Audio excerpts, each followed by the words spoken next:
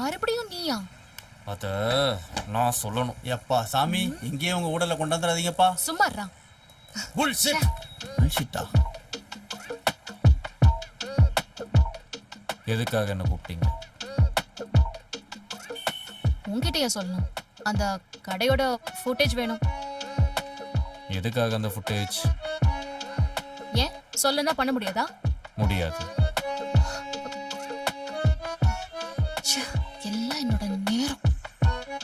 அது ஒரு கேஸ்க்காக evidence collect பண்ணிட்டு இருக்கேன். ஒருவேளை நான் முடியாதுன்னு சொன்னா? யோ கேலியா?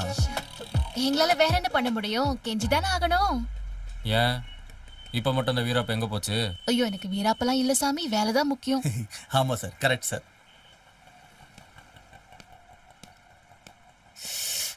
யோ